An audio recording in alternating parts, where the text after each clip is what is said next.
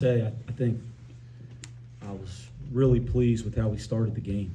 I was really proud. We've been, and I'm not complaining because Johnny's got two starters out tonight, but we've been really sick over the last, all of us, coaches, players, over the last week and a half, and it bubbled up so much over the last week we barely been able to practice. And I thought Vic tried to practice through it yesterday.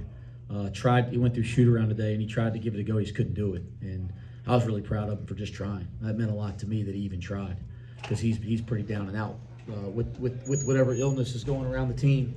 So,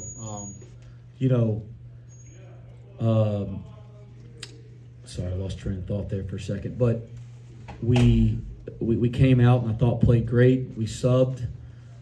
And I'm not blaming it on the substitutions, but we played really poorly from there on out in the first half. I was really disappointed in our transition defense and communication.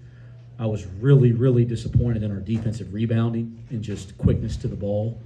And, offensively, we started doing the thing we're trying to take on 6'11", 7-footers that are like turnovers. So I was disappointed in a lot of that kind of stuff. But obviously I'm proud of the way we came out and battled in the second half. And they were different because they're down two starters, so lineups were a little different than what we prepared for. And I thought, we kind of found the right combinations. I thought John Newman was an absolute warrior, guys. I thought he was a warrior. That'll be a game when I tell stories about John Newman years and years from now, which I will. That'll be one of the games that I'll talk about. And I could not be more proud of Odi Oguama. I mean, all he's done is he hadn't been playing in the games. At one point he was starting, and all he's done is just come in the gym every day, have a great attitude, and keep working. And I thought his minutes and ability to kind of match up when they went small with Seal at the 5 were really important to us having success tonight. How much does this, watching John, knowing John since he was, a young teenager and seeing him go through everything that he went through, and now having the success he's having as a 6-year guy that stuck it out as a coach, is why you do it when you see him do what he's done so far this year? Absolutely. I mean, I got into coaching, or I really fell in love with coaching. The competitiveness for sure, and the high stakes, in some crazy way I like that. But the part that I've really come to love is the relationship with the kids. And like you said, I've known John since he was in 7th grade. Known his family. Know his friend. I mean, I know John really, really well for most of his life, and so just kind of see everything he's been through and what he's doing for our program now, it is neat. But we'll do all the reflecting when the season's over. We got a lot of basketball left to play. But yeah, that is one of the neat parts of coaching. Coach Dawkins commented on Dan Skilling's just saying that the natural progression is what this game used to be about, and that what he's seen with Dan. Does it seem like game in and game out he's getting better before your eyes? I'm glad Johnny said that. Guys, I think the world of Johnny Dawkins. I think he's a terrific coach and a terrific human being. And he's a Duke guy, right? I mean, gosh, that takes a lot for me to say that. But he was an assistant at Duke when I was playing. I think the world of him. I just think he's a terrific guy. But I love that comment, because we live in this now era, and give Dan credit and give the people around Dan credit. He's got the right mentality. He hasn't ever expected anything. He comes into work every day. When it hasn't gone his way, he doesn't have people around him trying to pull him out of Cincinnati. And I think you're seeing that natural progression that we all need in anything when you're trying to become good. It's a process, and he's still in the middle of the process. Like I think if there's one thing I could say about Daniel is, he's playing better and better, and he's having success. I don't think he's even scratching the surface. He's got so much better basketball in him than we're even seeing, but I am proud of the way he's starting to develop. Wes, they only scored 18 points in the second half. How big of a deal is that to you? Our defense is a massive deal to me. Our defense and our defensive rebounding, which I do think we've really improved defensively over the last month, steadily. And we had stretches we haven't been good, but I mean, we've become a better defensive team. Our defensive rebounding and offensive rebounding, I've been disappointed over the last couple weeks. Like, that has to be a strength, and it hasn't always felt that way every league game. And so in the second half, yes, I'm glad that we guarded consistently and at a higher level for 20 minutes. But I was even more pleased that when we got in the miss, that we really, especially with a small lineup, like we rebounded the ball with a small lineup, which takes gang rebounding and everybody doing their job a little better. Vic, Aziz, Jamil, Odie, those guys are great rebounders. And Dan's a really good natural rebounder. But when you play small, it's not quite the same. And I thought our guys did a really nice job pursuing the ball in those small lineups. Ryan, then Scott. Wes, you guys held Marcellus Avery to 3 second-half points. What were the adjustments that you made on him defensively? I don't think we made a ton of defensive adjustments. Again, guys, I think if you look at the first half, in the half court, we were pretty good. Okay, we came out. I thought we were great to start the game, but we were pretty good in our half court defense. They made a couple really tough shots early over the top after we got out to a lead. We were terrible in transition. Okay, and some of that's bad decisions, but we were terrible in transition, and we were terrible on the defensive board. And then Aziz gives up 9 points trying to get out there on the perimeter, which he can do. We just got to work at it a little bit more. He's going to be capable of guarding anybody, but he gets up 3 threes. I think Avery got 1. I think he fouls Sela. Maybe Avery got 2, but he gives up 9 points, 2 threes, and 1 foul on a 3-point shooter. So if you take out transition, you take out the offensive boards, and you take out those 9 points when Aziz was cross-matched, I mean, our defense in the half court wasn't the problem. And so I think in the second half, we didn't give up the transition baskets. We had better matchups out there. I thought we did a better job of figuring out the right combinations.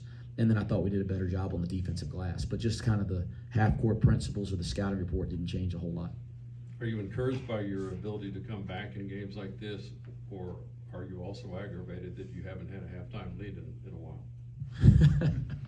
Scott, that's one of your better questions there. I have no idea. I'm obviously pleased that our guys dug in and found a way to win. I'm pleased with that, right? I think the quality of just digging and figuring it out and finding a way and staying together, that's more important than anything X and O wise. Like, teams that have that are successful. And, we're showing some resilience over the last 2 or 3 weeks. We got to keep growing there. But I'm pleased with that quality. I don't like ever being down 12 in a league game. Gosh, I don't like that. But I am pleased with the way we responded. So you probably thought about it more deeply than me. When I'm grading the tape here in an hour or so, when I get done with you guys, when I'm watching that stretch after the first 4 minutes, so from the 16-minute mark to the end of the second half, I'm going to be in a bad mood. And then when I watch the second half, I'll probably be in a better mood. Coach, you were able to hold Ibrahima Diallo to just 5 minutes tonight before getting him to foul out. John said it kind of was an emphasis there to get him in some foul trouble early. Just talk about how important and key that was for this matchup. Well, I actually thought our ability to get fouled tonight was a factor in the game. And again, they're playing small. They haven't played him at the 5. Not Diallo, I'm sorry. I was thinking of Sela. They're playing small with Sela because of Diallo's foul trouble, and so, again, getting the ball inside, putting pressure on the rim, getting in the post, which we did a little bit early in the second half, puts fouls on guys, and I thought that had a positive impact on the game. We're in the one-on-one really early in the second half. Again, I mean, gosh, some of the free throw shooting, oh my gosh. But we stepped up and made some when they mattered. Kind of going off Ryan's question, but John talked about sticking to defensive principles and being able to cover Jalen Sellers and then switch off and go to Avery. What does it say about his talent, his defensive ability to cover 2 really good players, but 2 players with different archetypes and skill sets? You guys showed me a better perimeter defender in college basketball than John Newman. And I'm sure there's some other great guys out there that deserve a lot of credit and recognition, but you can't tell me there's somebody out there that's any better than John Newman. He's phenomenal, and he's also been a pretty dang good offensive player recently too. I thought he pressed a little bit there, trying to get us back in it in the last 10 minutes of the second half. But outside of that, he's been pretty dang good on offense too, guys. But I think he's one of the best perimeter defenders we have in college basketball, and I appreciate you guys because I think he deserves some recognition there. Coach Dan mentioned this was a win that was important for the team's confidence and that they hadn't been really playing together, trusting each other. How important is it for the team to win a game like this to continue to build on the rest of the Big 12 season? Well, I just think that it's every night in this league. It's every single night, and you got to find ways to win games. And you can't be looking ahead. You can't be looking backwards. You got to find ways. And certainly we're disappointed about the last two results. And you can't dwell on that. But they're young people, guys. They're going to dwell. It's human nature. So to figure out a way to get a win tonight, I think is good for this group. And as I told them in the locker room, I want them to be happy about the win and enjoy the win for a couple hours. But we can't celebrate the win because we got another big one coming. I didn't know who the heck we had next. That's how this league is. It's going to be somebody dang good and a tough place to play, which is the truth with West Virginia. But we can't celebrate now, because we got to get ready for the next one. And that's, I think the teams in this league that are going to have success at the end of the year are just going to take it one day at a time.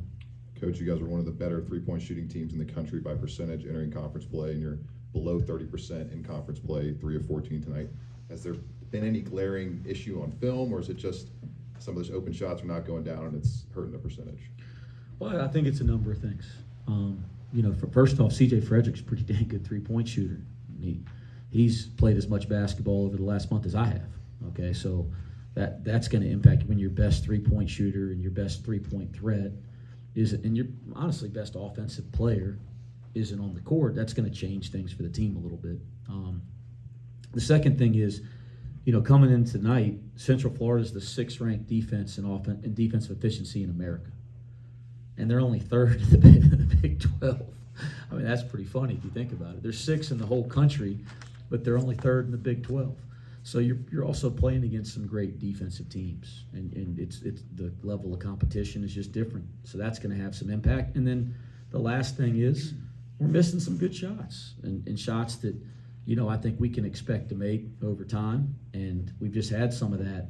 Guys, our best basketball, this team's best basketball has a chance to be moving forward. Well, I don't think we've scratched the surface of what we're capable of. We haven't been healthy yet. We haven't got to work consistently in practice with the way that we're trying to play from a lineup perspective. We've been kind of just surviving here for a long time. I think as we start figuring out how to get healthy and get more time together, and we'll start playing better. I think our best basketball has a chance to be way ahead of us moving forward. Thanks, Coach. Thank you. Thanks, Wes.